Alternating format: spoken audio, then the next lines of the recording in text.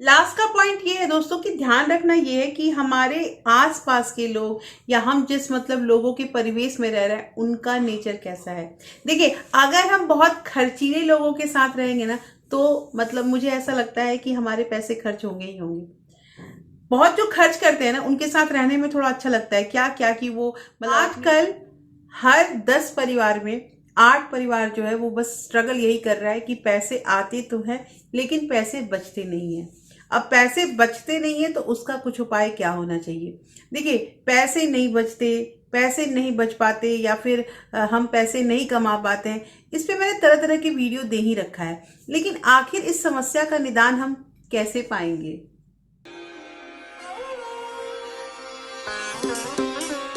Hello everyone, welcome back to my channel real life with Tuku. कैसे हैं आप लोग? आई होप आप बहुत अच्छे होंगे और सेहतमंद होंगे और आप लगातार मेरी वीडियो के साथ भी बने हुए होंगे। दोस्तों, आज की वीडियो में बात करेंगे कि पैसे नहीं टिकते हैं। मेरे पास एक कमेंट भी आया था कि दीदी मेरे पास थोड़े से पैसे होते हैं तो मैं मार्केट चली जाती हूँ और मेरे बगल में ही एक साड़ी की दुकान है तो मैं कुछ ना कुछ तो साड़ी ही खरीद के घर में लेकर आती हूँ। तो ये जो मेरी समस्या है, मेरे पैसे नहीं बच रहे हैं या फिर मैं पैसे खर्च कर दे रही हूँ, तो इसके निदान के लिए हम क्या करें। तो दोस्तों देखिए, पहली चीज मैं यहाँ पे बता दूं कि पैसे बचाने जो है ना उसका संकल्प या फिर उसकी जो कंट्रोलिंग है वो हमें खुद ढूंढना पड़ेगा। हमें खुद तलाशना पड़ेगा कि आखिर हम क्या चीज करें जिससे हमारे पैसे जो है वो बच जाएं। देखिए, अलग अलग तरह तरह तरीके होते हैं जो मैं वन बाय वन आप लोग को बताती भी रहती हूँ। लेकिन सबसे इम्पॉर्टेंट चीज तो ये है ना कि अगर आप उसे अपने जिंदगी में उस चीज का यूज करते हैं, उपयोग करके, और तब अगर पैसे बचते हैं तो हम कहेंगे कि हाँ हमें कामयाबी मिली। तो कहना यहाँ पे ये है दोस्तों कि आज की वीडियो में आपको 3 ऐसे तरीके बताऊंगी ना जो एक बार करना आप स्टार्ट कर दीजिए, आपको पता चल जाएगा कि आखिर कौन से कारण की वजह से हमारे पैसे नहीं बच पा रहे हैं। दोस्तों, आज की वीडियो बहुत इंटरेस्टिंग होने वाली है, इससे इस वीडियो के अंत तक जरूर बने रहिएगा। और अगर आप लोगों ने अभी तक रियल लाइफ विद टुकू को सब्सक्राइब नहीं किया है तो आपसे ये एक नम्र निवेदन है कि प्लीज सब्सक्राइब कर लीजिए अपने इस चैनल को और साथ में जो बेल आइकन है उसे भी जरूर प्रेस कर दीजिएगा ताकि ऐसे ही इंटरेस्टिंग वीडियो के नोटिफिकेशन आपको मिलते रहें। दोस्तों, वीडियो पसंद आए तो एक लाइक जरूर कर दीजिएगा। तो चलिए स्टार्ट करते हैं वीडियो को। सबसे पहली चीज यहाँ पे ये आती है कि आप बैंक में, खासकर अपने सेविंग अकाउंट में कम से कम पैसा रखें। अब ये क्या मैं बोलने लगी कि अभी तक तो मैं कह रही थी पैसे जमा करो, पैसे बचाओ और पैसे अपने अकाउंट में क्यों रखें। तो दोस्तों, कहना यहाँ पे ये है ना कि अपने मैं सेविंग अकाउंट की बात कर रही हूँ। सेविंग अकाउंट में जो इंटरेस्ट रेट होता है ना वो बहुत कम मिलता है। पैसे अगर जो हम रखते हैं तो उसके ऊपर जो इंटरेस्ट होता है वो बहुत कम मिलता है, जिससे मुझे नहीं लगता है कि ना के बराबर ही हमारा फायदा होता है। लेकिन हाँ, ये चीज है कि एक बार हमारा पैसा सुरक्षित रहता है तो हम सेविंग अकाउंट में पैसे रखते हैं। लेकिन यहाँ बात आ रही है कि सेविंग अकाउंट में आपको कम से कम पैसे इसलिए रखने हैं कि अगर हम उन पैसों को कहीं दूसरे स्कीम में लगा देते हैं, जैसे बहुत सारे स्कीम है, आपको एफडी है, आपका अगर पोस्ट ऑफिस के जो भी हमारे सेफेस्ट मोड वाले स्कीम है उसमें अगर हम इन पैसों को लगाते हैं, किसान विकास पत्र योजना जो एक पोस्ट ऑफिस की स्कीम होती है, ये जस्ट लाइक आरडी जैसी होती है। इस पे मैं डिटेल आप लोगों को वीडियो दूंगी भी। इसके अलावा अगर आपके घर में बेटियां हैं तो सुकन्या पे कीजिए, पीपीएफ पे कीजिए। इस तरह तरह के जो हमारे सेफेस्ट मोड वाले स्कीम होते हैं वहां आप पैसे को लगा सकते हैं। देखिए, एक बार अगर पैसे का डिस्ट्रीब्यूशन हम करने लगे ना तो वो पैसे जो है वो हमें इकट्ठे दिखेंगे नहीं। ये बहुत बड़ी बात मैं आपको बता रही हूँ कि जैसे मान लीजिए कि 1 लाख रुपया अगर हमें हमारा अकाउंट में दिखेगा ना, हमें बहुत चुल होने लगती है कि चलो पैसे खर्च करेंगे, अरे पैसे इतने 1 लाख रुपए रखे हुए हैं। लेकिन उसी 1 लाख को हम बाइफर्गेट कर देते हैं और अलग अलग डिफरेंट डिफरेंट डिपार्टमेंट में उन पैसों को डाल देते हैं और कुछ कम पैसे अगर अपने अकाउंट में रखेंगे ना तो पैसे कम दिखेंगे ना, 100% पैसे कम खर्च होंगे। अब यहाँ पे ये क्वेश्चन आ सकता है कि हमें ही पता है ना कि हमारे पास कितने पैसे हैं, तो अगर कम भी दिखेंगे तब तो हम जानते हैं कि हमें कहाँ से निकाल लेना है। ये बात सही है। लेकिन पता है दोस्तों, जब हम किसी चीज को कहीं किसी अमाउंट को रख देते हैं ना तो उसको तोड़ने में या फिर उसे निकालने में ना थोड़ा सा हमें आलस होता है। ये मानव की प्रवृत्ति है। मुझे लगता है कि सेविंग अकाउंट से पैसा निकालना ये ज्यादा आसान है अगर हम किसी एफडी में पैसे लगाए हैं। तो कहना यहाँ पे ये है दोस्तों कि इस तरह से हमारे पैसे बचत हो सकते हैं। दूसरी चीज जो मैं अक्सर ऐसा कहती हूँ कि कुछ पैसे तो हमें कैश में रखने ही है, क्योंकि ये ना कोई बात नहीं होती है कि जब जिस चीज की जरूरत हुई तो हम मतलब तुरंत यूपीआई से पैसे पेमेंट कर देंगे या फिर हम एटीएम के लिए चले जाएंगे पैसा निकालने।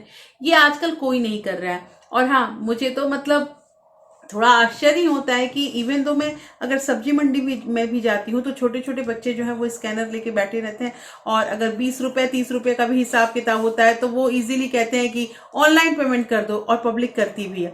तो कहना यहाँ पे ये है दोस्तों कि पैसे, देखिए पैसे निकलने के अलग अलग रास्ते बन चुके हैं।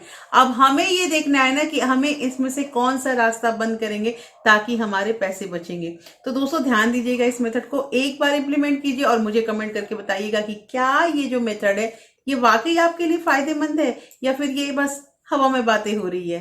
दूसरी चीज यहाँ पे आती है दोस्तों कि अक्सर मैंने अपने वीडियो में ये बात बोली है कि पैसे बचाने से पहले या पैसे खर्च करने से पहले ना सेविंग पहले ही कर लीजिए।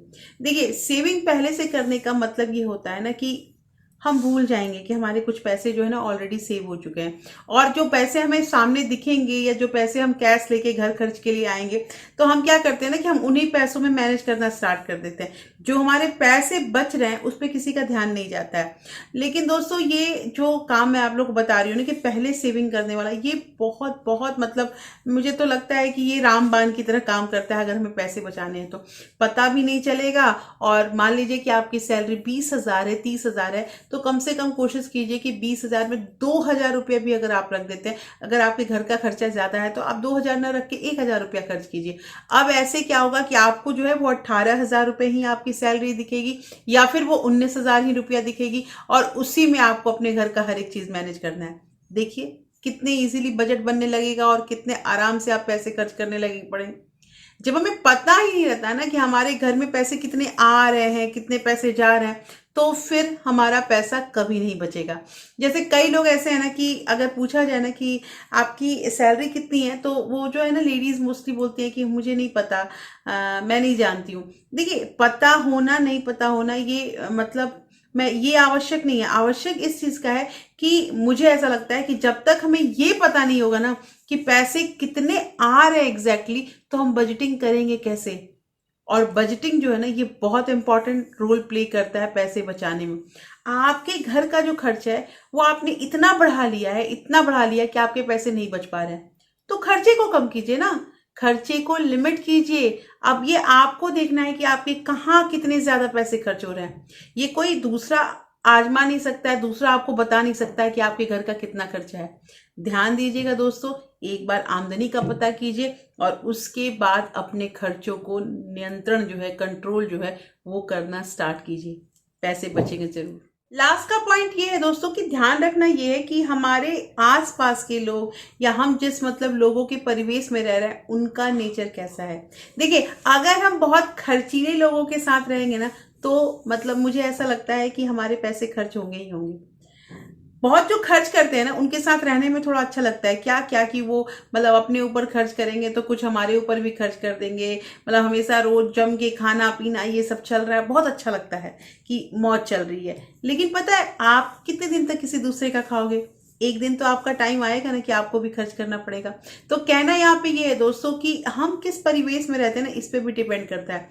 मान लीजिए कुछ हमारे दोस्त हैं जो बहुत खर्चीले हैं, जो मतलब कंजूसी, ये जो वर्ड है ना कि कंजूस जो होता है, इससे बहुत लोगों को चिढ़ होता है, तो वो पसंद ही नहीं करते हैं पैसा बचाना।